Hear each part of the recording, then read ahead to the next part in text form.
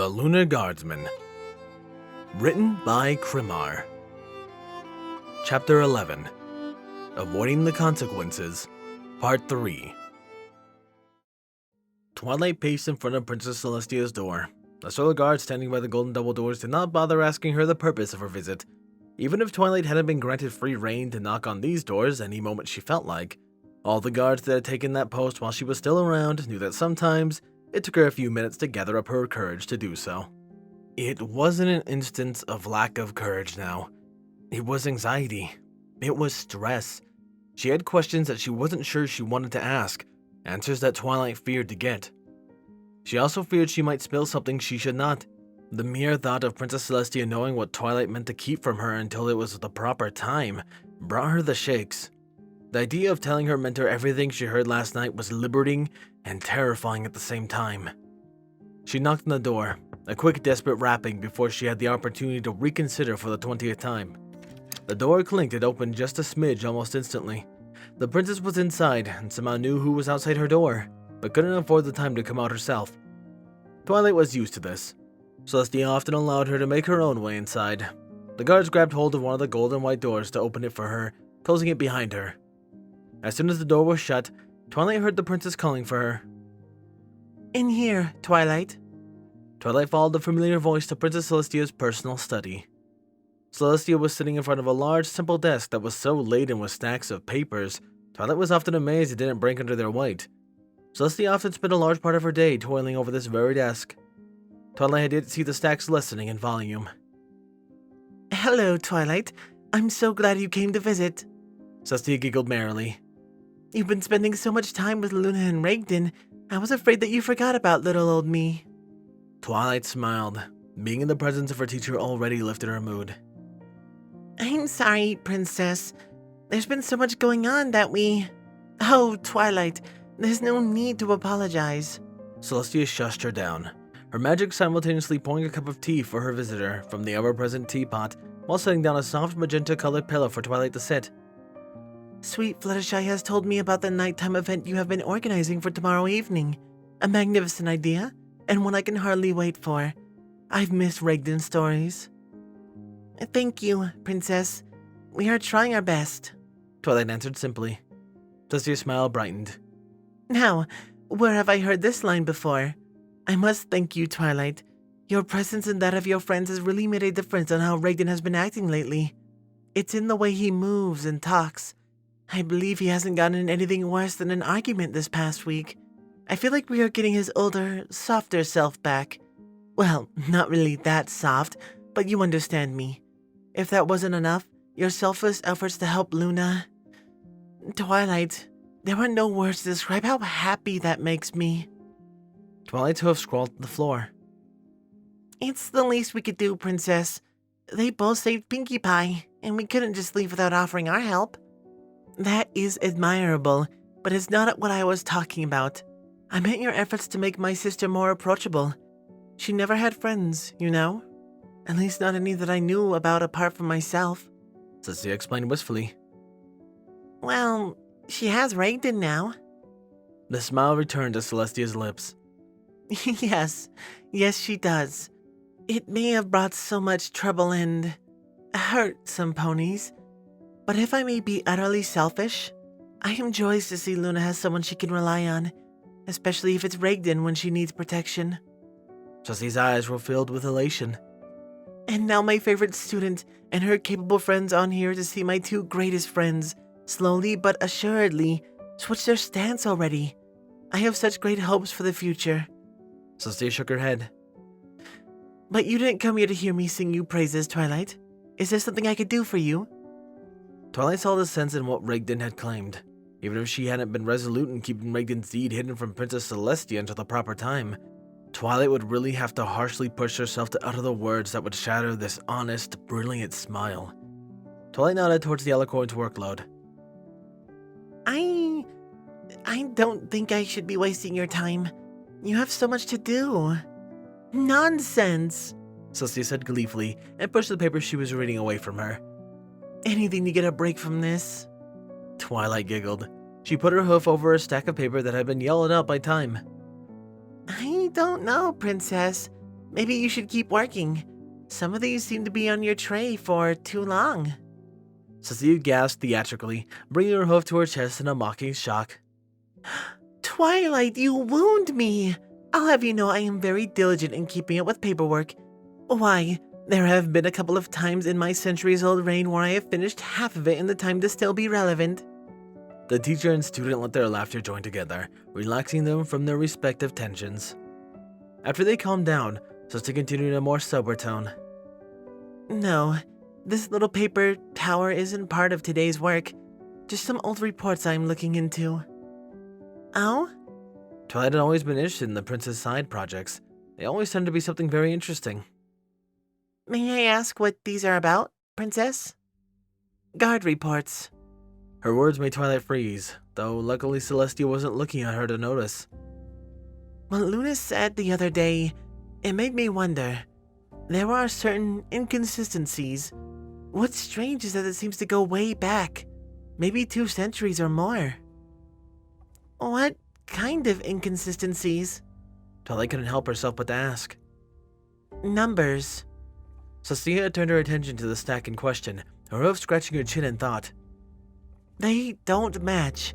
There's a certain number of monsters attacked yearly, which I notice is suspiciously steady. However, the number of confirmed threats that have been neutralized is lower. I could write it off as the guards simply being able to only drive the monsters responsible back, rather than take him down, or ponies avoiding their areas of activity. It would certainly explain this difference. There's a button there, isn't it? Life multiplies. Monsters breed. With their numbers culled so little, they should have been more attacks every year. Enough to make Luna's fears a reality, according to this. A simple discussion with Applejack would be all it would take to confirm everything. Why did Princess Celestia need to reach this conclusion on her own? How come somebody like Applejack or Rainbow Dash hadn't come forward to let her know already? What keeps throwing me off is the Everfree Forest. I haven't been able to even scratch the surface yet, but so far it's the only place where the numbers have matched up properly for the last year. It is very puzzling. They do? Twilight asked in wonder. Yes, all the reports agree on this. Almost zero activity in the last year from the side that faces Ponyville, up to a number of kilometers to the north and south. It seems you and your friends may have been doing more good than you even knew. Celestia mused. At least that's what I hope. The Everfree obeys no rules but its own. It may just be a lull or something similar. What do you think is the reason behind this discontinuity, Princess? Celestia stared through half-lidded eyes at the huge paper load that waited for her to read it, sign it, and authorize it, and then do it all again tomorrow. I believe I might be getting hoodwinked. I thought I had systems in place to prevent this, with counselors, spells, and the input of the common pony, but somehow this may all have failed. In this aspect, at least. Celestia sighed. Or I may be reading too much into nothing else but clerical sloppiness. I will keep digging, though it will take me some time until I can be certain of anything. If it is the latter, I'm going to have a good laugh at my own expense. If it is the former, though... Celestia's eyes brightened with an inner fire. I am not going to laugh, and the expense will be on others. Celestia took a deep breath, followed by a slow sip of her tea. Once again, here we go talking about my own problems. Tell me, Twilight, how can I help you? Twilight let her head hang low to avoid her mentor's eyes. There have been some things I'm curious... No, not curious. I need to know, Princess. Why... Was Raiden so cruel at the arena? She couldn't straight out ask her in a way that revealed what she knew, but she could mask her question this way and still get her answer. Celestia visibly hesitated. Twilight, you know he doesn't want me to tell you about his past. But surely there is something you can tell me. Twilight pleaded, her want for understanding clear in her set of features. A reason? An explanation? Why? The things he has done at the tournament, he just ripped those ponies apart for no reason. Twilight, I know. I was there. Why did you allow him to stay here? Why didn't you just send him back to where he came from? You knew what he was like. Why? All the frustration, all the heartache that she had ever been put through demanded an answer. Twilight's eyes threatened to mist and her voice tried to betray her. The assertiveness she had claimed as her own just yesterday was pulling away from her like a scared child. She once again gathered her resolve, forming it into her own version of steel armor that would protect her heart and weigh her down more than her body. She needed to know why Princess Celestia, virtue personified, let someone like Raiden loose in their own home. Princess Celestia calmly strode next to her student and pulled Twilight into a hug at her side with her wing. Twilight, I can't tell you specifics about his past, but I can tell you what happened between him and I. But you must remember, this is not the same Raiden we are talking about anymore. Twilight took a deep breath, letting the scent of the white alicorn bring out memories of happier times and the feeling of warmth and security. It was what she should have done from the beginning. Princess Celestia trusted Raiden for a reason. Twilight would be proved wrong and everything would turn all right with the world again.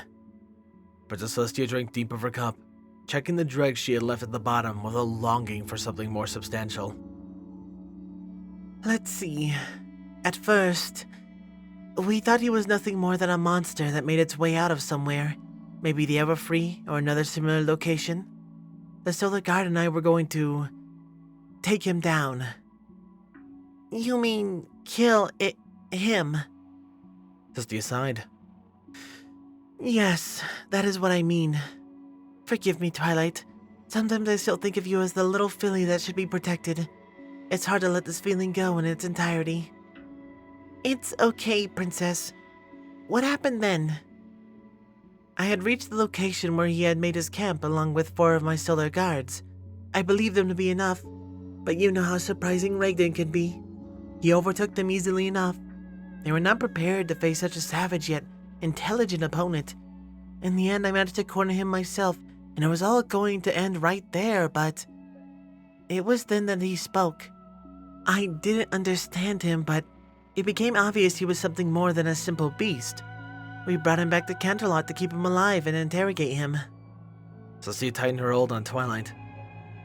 It took time, but we taught him enough to make him understand us. Between the few words he learned to speak and the drawings he resorted to when his extremely short vocabulary failed him, he told me enough. It was a confession of sorts. Something horrible had happened to him that made him desperate for someone to know, to understand what had happened to him. Celestia took a trembling breath. I failed him on that. I stopped him before he could tell me everything. I couldn't bear to hear more, and he didn't have to tell me. I made my decision. I was going to have him executed. Celestia's words were a heavy stone thrown into the previously calm waters where her expectations had pulled, shattering the previously unbroken surface and casting ripples that would reach further than this particular lake. This wasn't what Princess Celestia was supposed to say. What? This is in the past now, Twilight, so don't judge him according to it. Based on what he told me himself, Celestia swallowed heavily before continuing. He used to be something alike to a demon. Before he arrived on Equestria, the things he did. The only one I could ever compare to what Raiden had become is the thing that took over Luna. He killed people, you mean? Celestia nodded. But how many? Why? Celestia shrugged. I can't give you a number, Twilight. He doesn't know, and I don't want to ask him to guess. As for why, some things he did because he believed he had no other choice or to defend himself. There were times in his life where he was driven insane. He wasn't sure himself what he did then. And at other times, he hurt others as much as he could on purpose. If he was pushed enough, if he was given sufficient reason, he lashed out with unimaginable brutality. I think it might have been a way for him to feel back in control. Celestia speculated. Then, he's still the same, isn't he? He did exactly that in the tournament. No. Celestia turned down that assertment. No, I don't think he has been cruel here. Not as he understands it anymore. What he did in that arena, The way he was thinking as he was at the time was just to keep away every pony else from challenging him. It was an act of intimidation. It came to him as natural as breathing in that state. Celestia returned the conversation back to its original track. I believe he had nothing left in him, apart from bitterness and hate. There was still a small spark of regret, which I was afraid was not enough. He didn't ask to become this, but all I felt I could afford to give him was a quick death. He thanked me when he heard my sentence. Celestia remembered with grief. But you changed your mind. Something happened to make this change, didn't it? Celestia nuzzled Twilight until she calmed down enough. Twilight had been too lost in hearing Celestia's words to notice how frazzled she herself had become, her vaunted will to stay in control evaporating without her notice. You did, Twilight. You changed him. I was terrified when I saw he was gone from the hospital wing.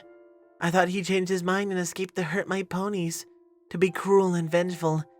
Maybe even that he was the one who took you. Instead, he saved you. Something about you. You may not believe me, but the difference was outstanding. It was like seeing a dragon donate his hoard or Discord suddenly decide to use his powers to keep the streets clean. You changed him. You made him feel something apart from the hate and brought him back to sanity. He didn't ask me for it, but it was plain what he wanted. I gave him a chance. I watched him closely for months, and he only kept getting better. There was still violence in him, but considering how easily he could have done much, much worse. Twilight, he needs you. He is trying. He is failing often, but he is. If someone like Raiden can still attempt to absolve himself, find some way to repent and live with what he has done, then there is hope for every pony. Like Luna. Twilight said in understanding. Celestia recoiled suddenly at Twilight's sudden epiphany into her mind. A small reluctant smile soon returned. Yes, I admit there was some personal motivation, but I do not regret my decision. Twilight understood Celestia's reasoning. It was a matter of morality, of belief into the ability of inherent goodness to prevail over even the worst of sinners. Condemning Raiden, while it still had a chance to change its ways, when it evidently was trying to, would be a spit upon everything Princess Celestia believed in. How would her beloved teacher fare when she found out what Raiden had done behind her back?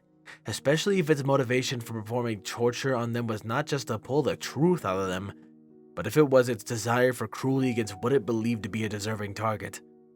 If it had been its true nature clamoring for a reason to break through. How would Princess Celestia feel then? Princess Celestia tried to quell what she believed were her students' fears. Twilight, I know you are still affected by what you saw at the tournament. I should have gone ahead and stopped it, but I hesitated, because there are rules. The fight could not be interrupted until a winner emerged unquestionably. Twilight had wondered about that. The Solar Guard tournament had always been a violent affair. Why do you allow something like this anyway? She asked while pushing herself against the soft white coat. The Solar Guard was needed in Equestria. I am quite powerful, if I may toot my own horn, but there was only one of me. Things were different when Luna was with me. She used to be relentless in her efforts to make the night safe for every pony. Sometimes I didn't see her for months or years at a time. When she was lost to that demon, what Nightmare Moon did with her own hooves was only a part of the terror she brought to our land. The Solar Guard was what kept Equestria from falling, even after Nightmare Moon was gone. Over the following years, monsters and other threats emerged. I tried, but I couldn't be everywhere and guide my ponies at the same time. Only with the aid of the Solar Guard was I able to make a difference. Celestia explained. The Solar Guard used to have so many casualties. It may seem harsh, but the tournament was the solution to that. It was better to make certain only the best would make it into the dangerous role of the Solar Guard through combat trials in an environment where we could at least provide immediate medical aid, than have them prove if they had the mettle for it in the true life or death situation. They lessened their numbers, but increased the quality of their training. The tournament has stopped far too many lives from being lost in return for the occasional heavy injury or rare death. It's why I was able to let Raiden off the hook so easily. Technically, he did nothing wrong in accordance to the rules. Morally, though, Twilight said. Another issue altogether. As you might be able to see clearer now, Raiden was amazingly lenient with them at the start of the fight, so I foolishly allowed it to go on, as it made me think he had a better hold of himself. We all shared responsibility for what happened. Me, Steadfast, and Raiden. But I insist that Raiden should have been the one to back off and stop it, despite him being the one who actually tried to keep it civil. He risked more than his life. He risked everything he had been trying to change in himself for something that he and Luna could accomplish in a number of different ways. You saw how angry I was with them. I did. I mean, I've had to make so many concessions for his sake. Then, right in front of me, he almost went back to his old ways. In a matter of seconds, while he knows this is exactly what he should be trying to avoid. He couldn't even recognize what he did as wrong when I confronted him afterwards. Not even enough to try and lie, at least. Celestia sighed. Maybe Luna has the right idea. She turned her gaze back to her office. Maybe a Lunar Guard would serve him better. If he can't let go of what he was in its entirety, he should be using his skills against proper targets, away from Camelot. I just wish he could go back to what he was before everything happened to him. I would love to meet that person. Just once. The truth was going to destroy her, Twilight realized. She still believed in Raiden. Still thought he was trying to become something he wasn't. He is like an addict that's on the verge of falling back to his old habits, isn't he? It made a strange kind of sense. Celestia brushed her cheek against the top of Twilight's head. An imperfect example, but one close enough. There is no need to worry about this anymore, however. Is there, my student? Not with you and Spike in his life. Celestia perked up once more. Twilight hated herself. No, Princess Celestia. There isn't. It was the hardest smile of her life. It hadn't helped. It had been no use. Twilight felt more conflicted than ever. If Raiden was as dangerous in the past as Princess Celestia claimed, and it was returning back to his old ways, it was a matter of those reports, these omissions, misleads, and lies that were being told the Princess of the Sun. Raiden and Luna knew more, far more than they revealed. It felt as if the two parts of her were at war, and worst of all, she was certain which part she wanted to win. She wanted her stepfather back, but as she kept getting answers, she wondered if she truly ever had one, or just a carefully constructed persona. The memories of her young life were being torn apart and revealed themselves to be made of nothing but lies. Should she be supporting Luna in the creation of a Lunar Guard? What if the violence that would certainly entangle Raiden once again became the tipping point that turned it back into something that even Princess Celestia thought was irredeemable? A door at her side suddenly slid open, and a field of magic pulled her inside the span of a second. Twilight fought off the dizziness from the sudden tug and found herself staring into the eyes of a furious, dark blue alicorn. What did you tell her? Luna asked her vehemently. Nothing. What are you doing, Luna? You're scaring me. Good. You should be scared. What did you tell her? Luna's hot breath tickled Twilight's nose and didn't make her want to laugh at all. Nothing. Lies! Luna screamed. I don't trust you. I don't have any reason to trust you. You told Celestia about Raiden, didn't you, you traitorous worm? Twilight was starting to become genuinely scared. She tried to discreetly cast a teleport spell to escape, but found her efforts to shape the magical field harder than they should be, and the spell slipped away from her. She gazed upwards at her horn. Something made of white and red cloth was impaled on it. Luna, I didn't tell Princess Celestia anything. I promise. Luna's mouth turned into a thin, harsh line. If I had told her, she would be rushing out to imprison it, right? Luna took a deep breath, her anger leaving her along with the air in her lungs. I'm sorry. You are correct. I am too agitated, and lack of sleep isn't helping my case, she confessed. Twilight finally took notice of the light lisp in her voice. Her muzzle was swollen, and yes, there were a few red stains around her mouth that hadn't been cleaned well enough.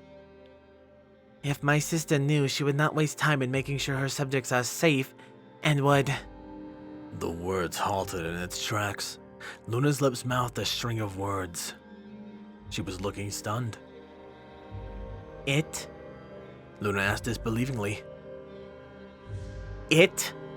She spewed out, not sound, but ice and frost. It?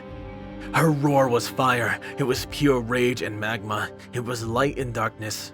It seared Twilight's ears and spirit, and the absolute hatred it carried pierced through her heart. Luna was on Twilight in an instant. Her teeth ripped whatever was blocking Twilight's magic, but before Twilight had a chance to do something with her short freedom, Luna's horn lit up, brighter than ever.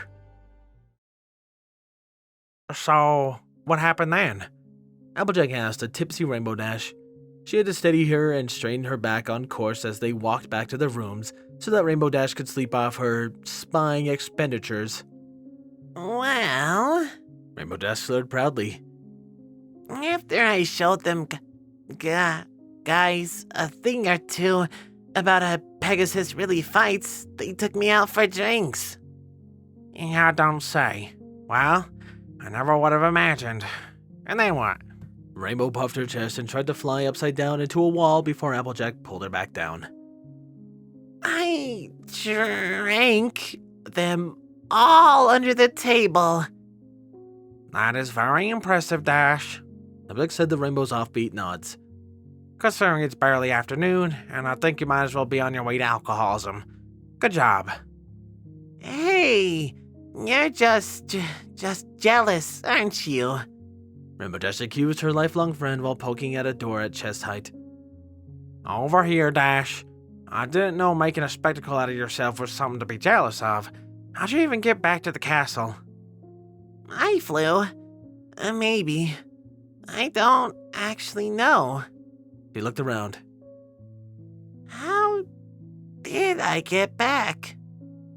Pigeon instincts. I bet you share the same talents with the rest of them birdies. We prefer the term featherly inclined. Anyway, you're jealous because I'm an amazing spy and you're not. Applejack looked around, hoping every pony was out of hearing range as well as their sight. You might have been a better one if you didn't yell that out, she chastised. Ask me what I found out. Come on, ask me. I dare ya. Applejack sighed. What did you find out, Rainbow Dash? Nothing. I ain't telling you nothing because I'm an awesome spy and I'll report to my superiors. Oh? Pray tell, if I happen to be one of your superiors, what would you possibly have to report? Applejack challenged. Rainbow Dash gestured to the invisible pony at Applejack's left to come closer, while holding the one to her right away. Okay, get this, Rainbow whispered conspiratorially. Turns out the guards are kind of divided about Luna and Raiden. You mean some of them like him? Applejack asked hopefully. Oh no, Celestia no. They all think they're all both pretty much psychopaths that will pummel them all to the ground at the slightest reason they get. But, you know, some of them think that since Celestia says jump, they should jump with no questions asked. They just kind of feel scared about jumping Luna and Raiden. Wait. You mean they actually want to do their job but are scared of those two? Yes. No. I mean, no, let's hurry it up. I think I might hurl in a bit. I mean, yeah. Luna and Raiden don't really want to do much with random guards around them, but turns out those guards that don't like them, they outnumber the other guys a lot, so they're not really keen on getting the stink eye and a big old beating for being Nightmare Moon supporters. Was your main always blonde? Luna is not Nightmare Moon, Applejack said automatically. Preach it, sister. Just, you know, not me. Okay, here's our stop. Help me get into the bathroom. Applejack considered the benefits of visiting a bar herself in order to forget the splashing sounds, heaves, and swears Rainbow cried to the skies. When Rainbow got out, she quickly made a beeline for her bed, that included 2 loops and a trip on her own hooves. She sunk into the soft mattress with a deep sigh. Before you head out to Dreamland, on whose side were those guards you were with? Applejack asked. They were Camp. Luna is Nightmare, Raiden is a monster. But I'm pretty sure Lotus and Skyline are mostly going with the main flow, so that's why. It's that sneaky guy, Smoke Ring, who... Rainbow yawned loudly. You know... Oh... Rainbow Dash let out a loud snore as she descended into the Dreamlands with the conviction of a heavily inebriated. Well, ain't that a sequel hook if I ever heard one? Applejack said to herself. She tried to coax Dash under the covers until a strong wing smacked her on the jaw, making her reconsider and let the Pegasus be instead. If she was fine with the apple tree branches, she could deal with no blankets over her. Applejack left Rainbow Dash's room, making as little noise as possible. Unneeded as it was for somebody like Rainbow, it was how she had been taught. Applejack pulled the door closed as gently as possible, hearing the clink sound of the bolt coming from the door in front of her and... her left. Applejack turned her head to that direction, to come face to face with Luna doing the exact same thing with Twilight's door. They both blinked at each other. Luna looked terrible. Rainbow had said that Luna had allowed her to get one solid kick in making her bleed, but this was much more. Luna's left eye was so swollen it could not open at all.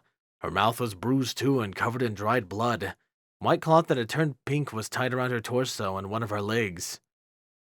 Are you... okay, Princess? Applejack asked, when she finished looking the wounded alicorn up and down. If Luna looked phased before, it was gone now, leaving her aloof as she usually was. Nothing that can't be fixed when I return to my room. Can I help you, Applejack? Yeah. What were you doing in Twilight's room? Luna's eyes pointed at Rainbow's door. The same thing I suspect you were doing in Rainbow Dash's room. Applejack blushed fiercely. Hey ho now. Rainbow and I ain't anything like that. We're just good friends and... My stars, has everybody's thoughts dwelling on nothing but coitus lately? Luna cried out. I like innuendo jokes as much as the next mayor, but I draw the line at making assumptions that I slept with Raiden's adopted daughter. Well, it would have to be quite a kinky affair if you ended up looking like that. Applejack couldn't help but the rib on Luna. I was just helping Twilight Sparkle to her bed, same as I assume you were doing with your friend, unless you were busy plucking her feathers instead. No, message received loud and clear. No more jokes. For now. Good. If we are done, I will be taking my leave. What happened to Twilight anyway? Applejack asked before Luna could do more than turn away from her. She is just exhausted. There was an incident, and it took a lot out of her. So are things somewhat quite settled between the two of you? Applejack dared to hope.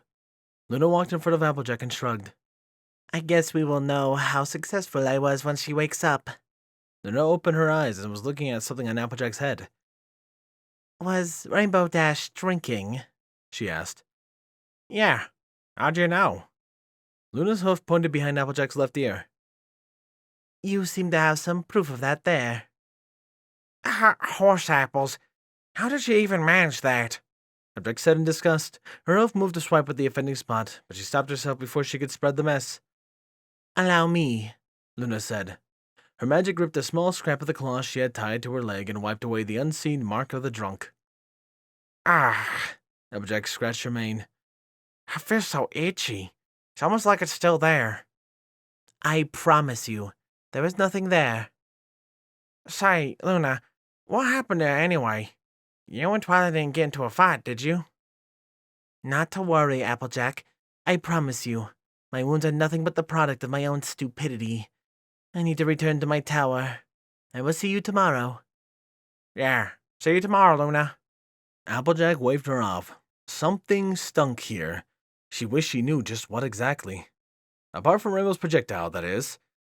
Oh, Celestia, I feel all dirty. Next time, she can sleep it off in a gutter. Applejack headed to her own room in the sweet release of a bathtub. There was nothing. Existence had faded long ago, swallowed by a darkness that swirled and moved in a freezing wind.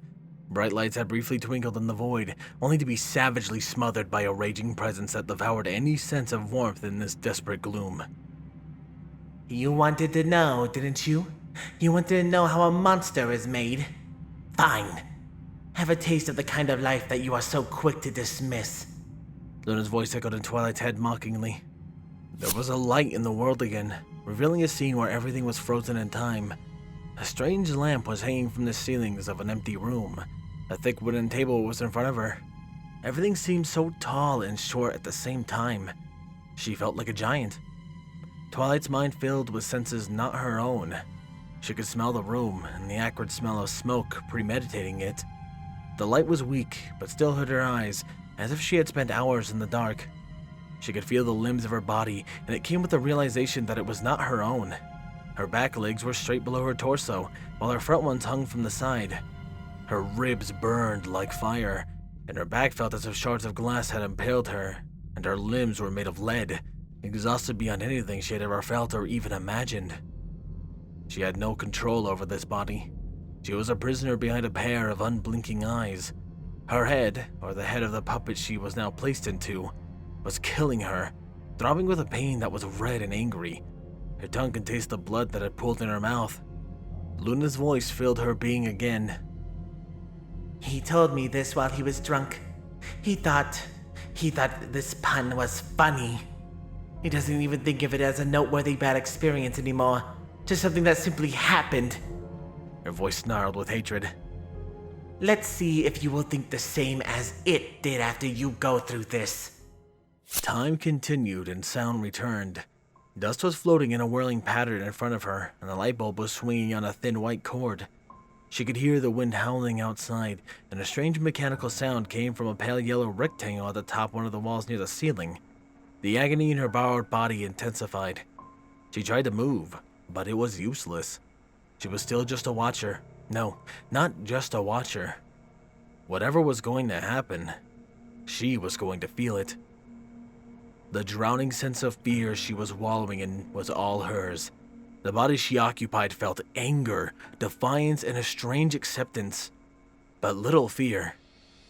Twilight barely had time to analyze the situation, to observe everything that was around her, before something came down brutally on her back, inflaming the pain that was nesting there to a new, incredible heights. The body she was trapped in clenched its teeth, trying to stifle the grunt that escaped it. She fell forward to the wooden table, her upper body sprawled violently on it. The hand she had no command over futilely struggled to raise her battered body back up. There was no strength left in them. She could feel it. This body was exhausted beyond its limits, running on nothing but fumes, kept awake by willpower and the waves of agonizing pain that washed over it. There were scars all over the arms. Only one or two, but she recognized the shape and location. She had seen them so many times before. A hand grabbed Raiden's hair, pulled him up a few centimeters, and smashed his face in the hard wooden surface. Twilight wasn't sure if she should be thinking of it as her or his jaw, but she was certain it had cracked at least. Whoever it was inflicting that kind of pain on her. Them talked from behind them. Twilight wished she could see who it was, but her eyes were closed, too absorbed in trying to ignore the pain. Stop fighting me, boy. It hissed. The voice was strange. It sounded like a myriad of people talking at once, while at the same time it was definitely a single voice. Twilight thought she could hear traces of Raiden, Luna, Celestia, Commander Steadfast, herself, her friends, maybe a few guards she thought she recognized, and others she could not. She wondered if this is how whatever was behind her really talked, or if this is how Luna portrayed that person's voice. Raiden did not obey the order. His palms fell flat on the table and tried to push himself up. Twilight could feel the muscles shake and tremble, then burn from their own toxins flooding them and breaking down his attempt. A large carpenter's hammer broke Raiden's right forearm. A scream came roaring out, followed by a whimper, and he fell back down at the table, his legs weakly scratching the floor, as if trying to push himself away from the pain. His left arm took hold of the broken forearm, trying to coax it to quiet down. Twilight screamed in her own head. The pain was unreal. She felt the tormentor push against Raiden's body from behind. A hand reached out from behind their back, cloaked in darkness despite the light from the ceiling above them, and pulled Raiden's left hand over his right side, pulling him so that his back laid against the table. The edge was digging into her backside, and the way Raiden's body was laid was painful. A form was in front of her, featureless as all light swallowed by it before it reached it. She could only verify that it was a biped and shaped like Raiden. It deliberately pushed Raiden's top of his palm down on the table's surface, as if signifying he had to keep it there. The shadow arm left their sight for a moment, and returned from the creature's side, holding something steady over Raiden's left arm. It was an extremely long iron nail. It shined menacingly in the white light, promising nothing good to come. Twilight felt Raiden's eyes widen, and for the first time during this ordeal, their mouth moved and spoke. No. The hammer came down on the nail's head, driving it in Raiden's flesh. A part of Twilight's brain that wasn't busy screaming in pain and terror recognized the small circular scar that this would form later. The nail scraped the bone, adding a different level of pain. The hammer came down again. She felt the nail slip along the bone, luckily not trying to go through it. The hammer kept striking until the nail pierced all the way through the arm and was buried deep in the wooden table, immobilizing the arm. Twilight thought Raiden might have been screaming in pain too, but she wasn't sure. She couldn't tell if it was him or her. The shadow arms moved again, pulling at the broken arm. There was no mercy. Another nail was produced, and the process repeated. It was even worse. Every strike made the broken bone grind against itself. Raiden vomited raw bile. Twilight was pleading for Luna to make this stop, but there was no answer from the alicorn. Finally, it was over. The hammer was thrown to the corner by its wretched owner, and Twilight had never felt more relief than when she saw the torture instrument away from her. Raiden's lungs were working overtime. Even now, he was still trying to lift his arms up, but he was so weak that Twilight wouldn't be able to spot his attempts if she couldn't feel the muscles trying to work in vain. At least it was done. Twilight had truly underestimated what Raiden had gone through. She admitted this out loud, or at least with thoughts as strong as she could make them, hoping Luna could hear her. If that's how he gained just those 2 pinpricks of a scar, she wanted to know nothing more. She just wanted to go back home and forget that kind of pain even existed. She waited. It wasn't fading or disappearing.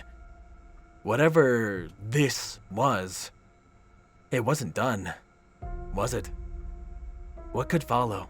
What else could the dreaded tormentor in the shadows do? She pictured Raiden's ravaged body in her mind and the countless scars covering it. No. Please, no. She screamed for Luna to not let her go through something like this. Whatever part of Raiden's life this was, this kind of torture would not continue today. She once again felt the torture on her, them, pushing himself against Raiden's body. His movements bringing small eruptions of pain from the nailed-down arms. She felt hands reach around Raiden's waist and fiddle with the clothing, pulling violently. She heard the breathing quick and short. No. This didn't happen to him. That's a lie. This cannot be. This is not real. That's a lie. Luna, you are lying. This is just an attempt to make me forgive him for what he did. I refuse to believe this happened. The clothing on Raiden started getting ripped and torn. This isn't real. This didn't happen. It can't. Luna, stop this. I don't want to go through this. I can't. I can't. Please. No. 2 hands tore off the shirt and ran over his body. Raiden was still fighting, trying to pull at his arms, refusing to give up. Twilight could feel him wresting control of his body that was trying to black out. He wasn't. He wasn't going to escape this, neither by his own strength or blessed oblivion. Twilight screamed with all of her soul. The pain had been nothing, not compared to what was going to follow. Luna, please, I beg you, stop this. Stop this. I don't want to see this happen to my dad. Wake up. Twilight opened her eyes. She was back in the room that Luna had dragged her in, lying on the floor. A small cushion had been placed beneath her head. She no longer felt her body be on the verge of being ripped apart, and the memory of how it had actually felt was quickly fading away like a dream or a nightmare. Luna was sitting on the floor at her side, scowling at her. What? What did you do? Twilight croaked. Her throat was parched. She was thirsty. How long has she been here? I put you to sleep. Luna's chest trembled as if she was hiccuping, and her breath was short with occasional deep trembling breath. And then I took control of your dream and shaped it. Why did you do this? Why did you make me go through this? Twilight cried. Why did you do this to Raiden? Luna asked back. What you saw? That was nothing. He has nightmares of the first time you left him, but never this. You. What you are doing to him is going to destroy him. Twilight wished she could calm herself down, but the dream was still fresh in her mind. He should know better. I love him, I do. But he did something similar to what you just showed me to those ponies, didn't he? Twilight defended her actions. He does know better, you sheltered, ignorant child. Luna rode, losing her patience. That's why he did everything. He will never allow you to go through anything that even slightly resembles what happened to him. That's what they would have done to you, you moron. He knows firsthand what would happen to you. He protected you. I never asked him to do something like that. He loves you, you idiot. He will sacrifice everything in a heartbeat for you. I don't need him to do that. Of course you say that now. You can afford to when you are a bearment of the element of magic and not a whore locked in a cell, waiting for your master to get horny enough to ride you until he exhausts himself. Twilight took a deep breath and made sure the cloth, that she was certain now had been stained with Raiden's blood, was away from her. Speaking of which, I wonder what he will do when he finds out you raped my mind. Luna's eyes widened in realization, and her horn brightened. Twilight was ready, however, and now calculated her move long before. Her magic gripped the glass cabinet from the right of Luna's position and launched it at her, breaking it apart on her body before she could even attempt to evade it. Luna stumbled but did not fall. One of her legs had a large piece of glass embedded in her. She snarled, and her attempt to strike back was interrupted by a chair coming down on her face. Her wound from Rainbow's kick reopened and widened, dripping blood on her chin. Twilight didn't dare to let down. She didn't bother with fancy spells or anything. She needed to be efficient, and she needed to put Luna down as fast as possible. She couldn't afford to waste time shaping anything more complicated than a simple levitation, not while she still had ammunition. The couch at the other end of the room rose up and cruised for Luna. It was heavy, and Twilight put all of her considerable magical strength into it. They crashed into Luna and carried her all the way to the wall, where it impacted and shattered. Luna's body right between it and the wall. Twilight picked up another chair and waited. That had been a serious hit. If Luna managed to get up after that, she would have to get another face full of the castle's furniture. She did not. Twilight carefully moved the rubble off Luna. Luna was unconscious, and Twilight guiltily noticed a jagged piece of wood was sticking out of her torso. Twilight moved closer to inspect the wound. It didn't seem to be that deep. That was good. She didn't want to have to tell Celestia that she killed her sister in self-defense. She had won. Twilight barely believed it. She needed to tell Celestia what Luna had done, but should she? The answer was yes, so why was she hesitating? Maybe she should just tell Raiden instead. The question, of course, is what could or would he actually do? Twilight didn't want to go running to him. She could deal with this on her own. First, she would make sure Luna didn't bleed to death on her watch. Then she would tell Celestia that her sister entered her mind uninvited. If Celestia pushed to know more, Celestia would simply have to tell her what she really... The chair that had previously been holding hit her on the side of the head. You do not let your opponents just lie in front of you, Luna said as she got up on her legs. You either finish them, the chair dented itself on Twilight's head again, or make sure they can't get up again. Twilight was captured in Luna's magic. The alicorn brought Twilight in front of her, while simultaneously ripping off the offending foreign object from her own body. I am simply astounded by every pony's ability to turn on those who would defend them, citing their moral superiority when them themselves are incapable of being anything but victims. Is it really so hard to just accept that he loves you and wants nothing more than your safety? Must he be crucified for it? Luna spat blood on the floor. Twilight's patience vanished. I know he does. That's what makes what he did my fault. If it wasn't for me, then he would have told Celestia, and I wouldn't be the cause for what happened. Luna's anger washed away instantly. She simply stared at Twilight while she was trying to control herself and stop her tears. I see. I was just... You believe you are the reason he didn't have those ponies investigated by my sister, but tortured them so savagely instead, that he resorted to his bloodthirst because of you. He is better off with just Spike. I was the one who always brought him trouble. Celestia told me that. I am right. He was trying to become better and he did it because of me. Twilight started crying again. Luna made a jerky motion forward as if wanting to approach Twilight, but instantly regretted it. You too stupid, Luna whispered. Twilight Sparkle. Raiden would surely disagree with you. He loves you and Spike equally, and the loss of even one of you would break him once more. The two of you are what pushed him to control himself as much as he was able to. What do you think will happen if he loses you? Do you think he will keep trying, or let himself revert to something uncaring and emotionless to forget his pain? Twilight stayed silent for a while. I don't... Too much has happened. I love him, but I'm angry and disappointed and hurt. I need some time to think. This is all too much. For what it is worth, I am honestly sorry for what I did. I was angry and I wasn't thinking.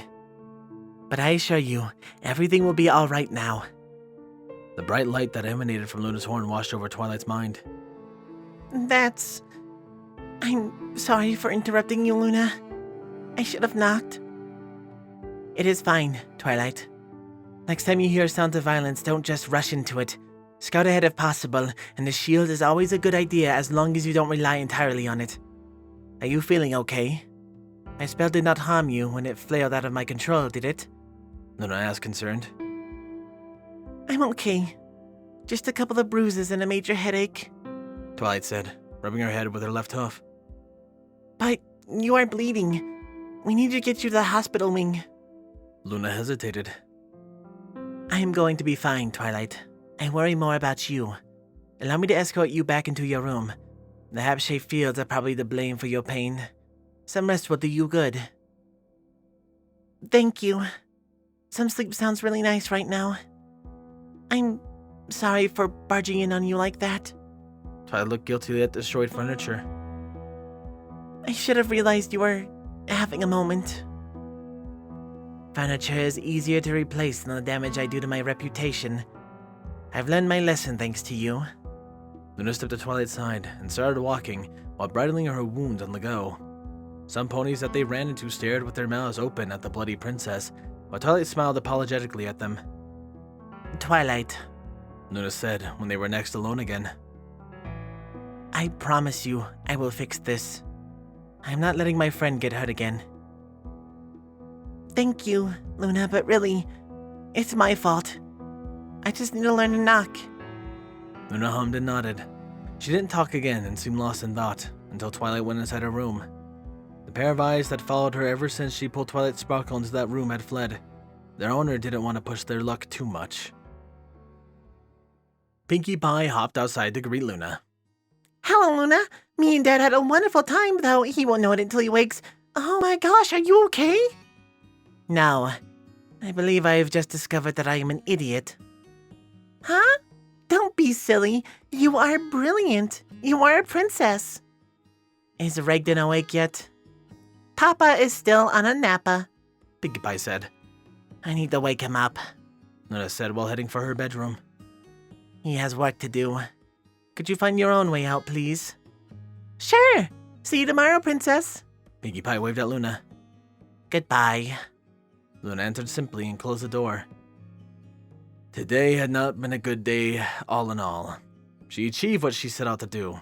All the spells had been reinforced, but she managed to turn what was supposed to be a simple interaction with Twilight Sparkle into a disaster. She should have kept calm, but that was easier said than done. Twilight Sparkle was right. What Luna did to her was despicable for more than one reason, and the only way to fix it had been more of the same. The cause was worth it, though. If Twilight and the rest succeeded in aiding them, and it all ended as planned, it would be of no matter. Less than inconsequential, really. There were worse betrayals to come anyway. She let out a pained breath. Twilight almost crushed her with her last attack. Twilight and her friends would never know what she did today. Lunar would tell Raiden, however. No secrets. There might have been a couple of occasions where they both professed their reluctance to revisit them by speaking of them. But even so, all it would take would be to ask again to know. Both of them had done so. She wouldn't try to keep this from Raiden this way. It'd only lead to a true fiasco. Maybe trying to regain Twilight Sparkle's affection for him was a lost and senseless cause that had no meaning in the long run. But Luna had thought she could give him a little bit more time with his daughter before she and the rest of them turned against them for good. They still had time until that happened. Surely, she couldn't be blamed for wanting her friend to save her some happiness before then. Too bad she failed. Luna created a soft pale light to see her companion's state. She hoped that Pinkie Pie hadn't. The view left her speechless. After a few seconds of staring, she managed to chuckle a bit. She wished she was in a better mood so she could appreciate Pinkie Pie's artistic endeavors. No. What she really wished was that Raiden was in a better mood and not bitter, like he was before, and they could laugh at himself together. She could really do with a reprieve right now. She had to wake up Raiden. He had a job to do. It was still early. They had plenty of time to talk and explain herself before that. Luna climbed on the bed, careful not to disturb him, getting under the covers and winking out the light she had conjured. Raiden, though still deeply asleep, sensed her proximity to him either through her weight moving the mattress or her own warmth. His arms rose up as if it had the will of its own. Luna scooted to the vacant spot, letting her head rest on the perfectly shaped pillow between his chest and shoulder, mindful of her horn. When she had nestled in her familiar place, the arm descended on her back, pulling her to his embrace. She could do with some rest. They had an hour or two available to nap. She missed this. They could barely sleep lately at all. Too much work, too much planning, too many fears. They had to take what little sleep they could in shifts in order to make as much as they could out of their limited time. They could probably rest tomorrow at least. They intended to spend most of tomorrow right here, just like this, both of them healing together. They'd really miss these peaceful moments, when they'd be too busy keeping themselves alive as long as possible, while all of Equestria screamed for their heads. Oh well, it would be fun in its own way at least. Luna's physical pains and mental fears melted away as she drifted off, both sleepers' dreams finally safe, guarded by each other's reassuring presence.